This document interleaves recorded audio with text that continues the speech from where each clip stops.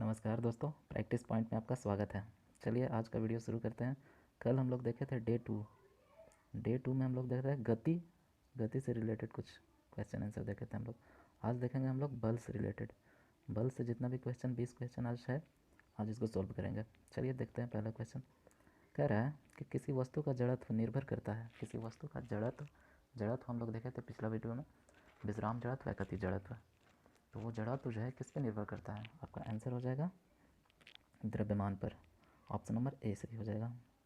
चलिए, तो संवेग और वेग के अनुपात से कौन सी राशि प्राप्त की जाती है? तो संवेग बराबर होता है, हम पी को संवेग से डिनोट करते हैं, P बराबर m इंटू वी, यानी द्रव्यमान गुने वेग, और वेग के अनुपात, वेग को v से डिनोट करते हैं। तो v और v कट जाएगा तो बचा द्रव्यमान, जिसको हम लोग मास कहते हैं। तो द्रव्यमान आंसर सी हो जाएगा। तीसरा नंबर देखते हैं क्वेश्चन। कह रहा है यदि 5 kg की वस्तु पर 4 सेकेंड तक बल लगाया जाता है तो उसकी गति 5 मीटर पर सेकेंड से 15 मीटर पर सेकेंड हो जाता है। तो बल की मात्रा ज्ञात करिए। बल बराबर होता है द्रव्यमान गुने त्वरण। तो द्रव्यमान तो दिया हुआ है 5 kg, और त्वरण हम लोग का नहीं दिया हुआ है, तो त्वरण हम लोग निकाल लेंगे। त्वरण निकालने के लिए फॉर्मूला होता है ए बराबर v minus you by T, जहाँ v होता है अंतिम वेग, u होता है प्रारंभिक वेग, और t होता है समय। तो v देखिए, अंतिम वेग कितना हो जाता है, 5 मीटर से होकर जाता है 15 मीटर पर सेकेंड तक, यानी 15 मीटर अंतिम वेग, और शुरू का वेग था 5 मीटर पर सेकेंड, और कितने समय में था, तो 4 सेकेंड में समय। तो एक्सेलरेशन निकाल लीजिए, 15 माइनस 5 बाई 4, 15 में 5 का 10, 10 बाई 4 यानी कि 5/2 हम लोग का एक्सेलरेशन आ गया। तो हम लोग यहाँ से बल निकाल लेंगे। बल बराबर क्या होता है, फोर्स बराबर क्या होता है, मास इंटू एक्सेलरेशन। तो मास था 5 और एक्सेलरेशन यानी त्वरण निकला 5/2, तो बचे 25/2 यानी 12.5 न्यूटन। ए आंसर हो जाएगा आपका। चौथा नंबर देख लेते हैं क्वेश्चन क्या कह रहा है कि उपग्रह ग्रह के चारों ओर परिक्रमा करते हैं।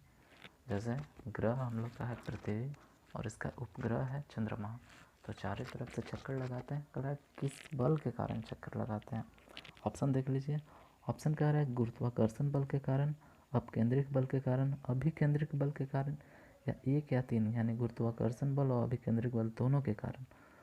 तो हम लोग का आंसर हो जाएगा 1 और 3 दोनों, गुरुत्वाकर्षण बल और अभिकेंद्रिक बल होता है जो केंद्र में लगे। जैसे पृथ्वी का केंद्र से जो बल लगता है चंद्रमा की ओर, वो अभिकेंद्रिक बल अपने आप खींचता है, और गुरुत्वाकर्षण बल भी अपने आप अपनी ओर खींचता है। तो दोनों बल के कारण जो उपग्रह है, ग्रह के चारों ओर चक्कर लगाती है। चलिए, इसका आंसर हो जाएगा डी। इसका आंसर डी हो जाएगा। 5 kg बंदूक से 50 ग्राम द्रव्यमान की गोली 120 मीटर पर सेकंड से क्षैतिज वेग से छोड़ी जाती है, तो बंदूक पीछे कैसे, कितना वेग से हटेगी? कह रहा है कि बंदूक को छोड़ा जाता है तो बंदूक पीछे का झटका कितना देगा? इसका फॉर्मूला होता है m1v2 बराबर m2 v1। m1 को v2 से कर दीजिए गुना, और m2 को v1 से गुना कर दीजिए, और ये दोनों का इक्वल कर दीजिए। देखिए m1 को हम लोग 5 kg ले लेते हैं। 5 देखिए kg है, ग्राम है, मीटर पर सेकेंड और मीटर पर सेकेंड ऑप्शन दिया, यानी कि kg को हम लोग ग्राम में चेंज करें तो 5 kg को 5000 ग्राम देंगे। गुनो m2 यानी द्रव्य गोली के बारे में कह रहा है, गोली m1 हो गया इंटू v2 तो आपको x हो जाएगा, बराबर m2 यानी गोली का दे रहा है 50 इंटू m1 यानी 120। चलिए देख लेते हैं, 1 से 1, 5 से 5, और ये से ये कट गया, यानी x बराबर हो जाएगा, इधर जाके 1 पॉइंट हो जाएगा, यानी 1.2 मीटर पर सेकेंड। यानी ऑप्शन नंबर ए आपका सही हो जाएगा। ऑप्शन नंबर ए सही हो जाएगा। छठा नंबर देखते हैं, कह रहा है न्यूमेरिकल तो बहुत दे दिया है आज। चलिए छठा नंबर देख लेते हैं। कह रहा है कि 5 kg द्रव्यमान के लोहे को 5 kg द्रव्यमान के लोहे को 20 मीटर पर सेकंड के वेग से फर्श पर लुढ़काया जाता है तो 100 मीटर तक दूरी करने के बाद वह रुक जाता है। तो बल निकालना है। तो बल के लिए हम लोग देखते हैं मास इंटू एक्सेलरेशन। तो मास तो दे दिया गया है 5 kg, हम लोग का एक्सेलरेशन निकालना है। तो एक्सेलरेशन निकालने के लिए हम लोग को क्या क्या दिया गया है, दूरी दिया गया है और वेग दे दिया गया है। ठीक है, चलिए देख लेते हैं। तो 20 मीटर पर सेकंड से चल रहा है और 100 मीटर तक जाना है, यानी कि 20 मीटर पर सेकंड से चल रहा है, 100 मीटर जाना है, यानी कि 1 सेकंड में 20 मीटर चल रहा है। तो 100 मीटर जाने के लिए कितना टाइम लगेगा, 5 सेकंड। 5 सेकंड में चला जाएगा, यानी t बराबर 5 सेकंड। यहाँ हो गया, मिल गया। चलिए एक्सेलरेशन निकाल लेते हैं, त्वरण निकाल लेते हैं हम लोग। तो a बराबर होता है v minus you by T. भी यानी कि अंतिम वेग, कह रहा है कि अंतिम वेग कह रहा है कि वो जाकर रुक जाता है। तो रुक जाता है तो 0 हो जाएगा, माइनस किस गोले से चल प्रारंभिक वेग कब चल रहा है, 20 मीटर प्रति सेकंड से चल रहा है, डिवाइड बाई टाइम। 100 मीटर से गया तो कितना लगा, 20 बचे 100, 5 सेकंड लगा। 5 सेकंड लगा तो काट दीजिए इसका 4 बराबर 4, यानी 4 मीटर प्रति सेकंड स्क्वायर आ गया आपका एक्सेलरेशन। तो बल निकाल दीजिए, फोर्स कितना होता है, F बराबर हो जाएगा m इंटू ए, यानी 5 गुने 4, यानी कि 20 न्यूटन। 20 न्यूटन देख लीजिए, ऑप्शन नंबर सी आंसर हो जाएगा। छठा क्वेश्चन देखते हैं, सातवां क्वेश्चन देखते हैं कि निम्नलिखित में से कौन सा अपकेंद्रिक बल के सिद्धांत का उदाहरण नहीं है। अपकेंद्रिक यानी जो केंद्र से बाहर लगता है उसको अपकेंद्रिक कहते हैं, और जो केंद्र की ओर लगता है उसको अभिकेंद्रिक कहते हैं। तो जो बाहर की ओर होता है उसको देख लेते हैं। जैसे कपड़ा सुखाने का मशीन, कपड़ा देखते हैं कितना तेज़ी से घूमता है और सूख जाता है। तेज़ी से घूमने के कारण कपड़ा सूखता है। दूध से मक्खन निकालने का मशीन देखिए, दूध से मक्खन जब हम लोग रगड़ते हैं कुछ को तो मक्खन बाहर निकल जाता है, तो बाहर निकल गया, ये भी अपकेंद्रिक बल के कारण है। कह रहा है झूले व्यक्ति बाहर की ओर झुकना, बाहर की ओर झुक रहा है, बाहर तो है, बाहर वैसे भी बाहर है।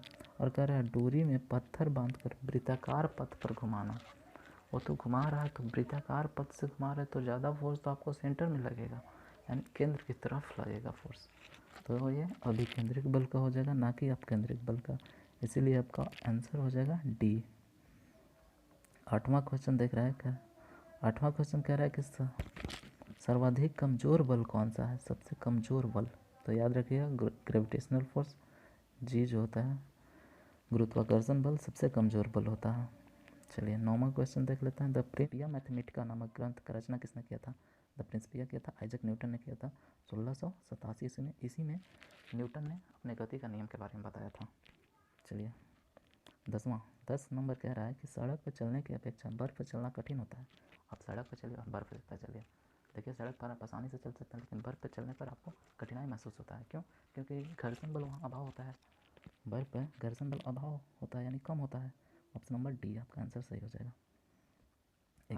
1000 kg की कार 90 किलोमीटर प्रति घंटा चाल से चल रही है, तो रोकने के लिए 10 सेकंड में रुक जाए तो कितना घर्षण चाहिए, यानी बल, यानी इसमें भी फोर्स निकालना है। F बराबर एम ए, एम तो दे दिया गया है आपका 1000 kg, ए निकालना है। चलिए निकाल लेते हैं। पहले तो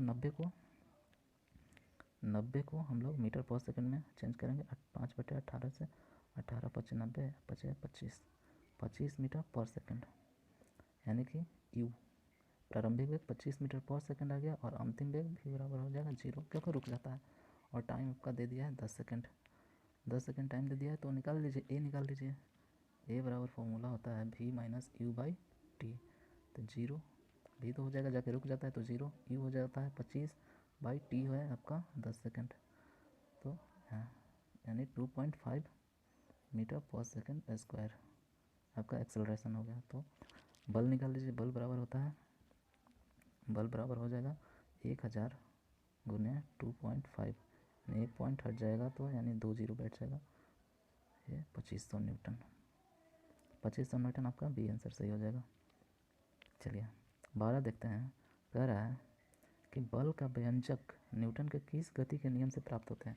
हम लोग कल देखे थे कि बल की परिभाषा किस न्यूटन के गति से प्राप्त होता है, और कल भी चर्चा किए थे कि बल का व्यंजक और बल का परिभाषा दो अलग अलग चीज़ होता है। बल की परिभाषा न्यूटन की फर्स्ट लॉ से पता चलता है, जबकि बल का व्यंजक जो F बराबर a में होता है वो न्यूटन का द्वितीय गति के नियम से पता चलता है। तो न्यूटन का द्वितीय गति नियम F बराबर a में, ऑप्शन नंबर डी आपका सही हो जाएगा। 13 नंबर कह रहा है जब किसी वस्तु की गति त्वरित होती है तो हमेशा बल कार्य करता है, तभी चेंज होते रहता है, ऑप्शन नंबर डी हो जाएगा।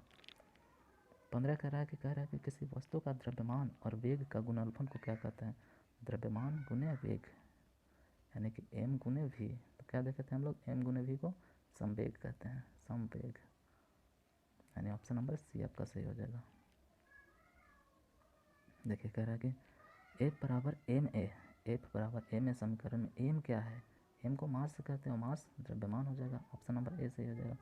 16 देखते हैं। 16 कह रहा है कि एक समान वेग से चल रही वस्तु पर लगने वाला कुल बल क्या है, एक समान गति से चल रहा है, यानी एक समान वेग से चल रहा है तो बल बराबर होता है मास इंटू एक्सेलरेशन यानी त्वरण। और त्वरण कब उत्पन्न होता है, जब वेग में परिवर्तन की दर को त्वरण कहते हैं। और यहाँ तो वेग कह रहा है एक समान से चल रहा है, यानी परिवर्तन नहीं हो रहा है, तो त्वरण जीरो हो जाएगा। अब जब जीरो हो जाएगा तो आप किसी में जीरो से करिएगा गुना तो वो जीरो हो जाएगा, यानी कि बल बराबर जीरो हो जाएगा, यानी 0 न्यूटन। 17 कह रहा है कि एक वस्तु के पूर्व की ओर इधर है पूर्व की ओर 100 न्यूटन का बल लगाता है, वही दूसरा और पश्चिम की ओर 80 न्यूटन का लगाता है, 80 न्यूटन लगाता है। तो कह रहा है कुल बल कितना होगा। आप उधर से कोई आपके ऊपर से 100 न्यूटन लगा रहा है और आप उसको 80 न्यूटन से लगा रहे हैं, तो कुल कितना हो जाएगा, आप तो दोनों को घटा दीजिए तो 20 न्यूटन कुल बल होगा, ऑप्शन नंबर सी। 3000 kg के कार को 3 मीटर प्रति सेकंड से त्वरण करने के लिए कितना बल की आवश्यकता होती है। तो बल बराबर होता है F बराबर एम ए, एम दे दिया है 3000 kg और ए भी दे दिया है 3 मीटर पर सेकंड स्क्वायर, तो 3 गुने 3 यानी 9 और 3 जीरो, 1 2 3 जीरो, यानी कि 9000 न्यूटन, ऑप्शन नंबर सी हो जाएगा। देखते हैं 9वां क्वेश्चन कह रहा है कि कैंची किस प्रकार का उत्तेलक है। कैंची जो आता है, कैंची देखते हैं आप लोग ऐसे इस टाइप का और बीच में रहता है, जुड़ा हुआ रहता है, आप लोग यहाँ से कैंची जो बीच में जुड़ा हुआ रहता है इसको F कहते हैं। जो बीच में जुड़ा हुआ रहता है, जैसे जो भी चीज़ बीच में जुड़ा रहता है फर्स्ट श्रेणी में आता है, तो कैंची प्रथम श्रेणी में आएगा। कैंची जो है प्रथम श्रेणी का उदाहरण है। का मशीन, नींबू निचोड़ने का मशीन देखिए इस तरह से कुछ होता है, यहाँ पर गड्ढा बना रहता है, यहाँ से अटैचमेंट होके आता है, यानी कि किनारे पर जुड़ा हुआ रहता है और बीच में कार्य होता है, तो बीच में जो कार्य होता है उसको द्वितीय श्रेणी में रखते हैं। आप सीधे सीधे याद रखिए, नींबू निचोड़ने का मशीन द्वितीय श्रेणी का उदाहरण है, उत्तोलक है। चलिए वीडियो देखने के लिए बहुत बहुत धन्यवाद। आज के लिए इतना ही, मिलते हैं अगले वीडियो में, धन्यवाद।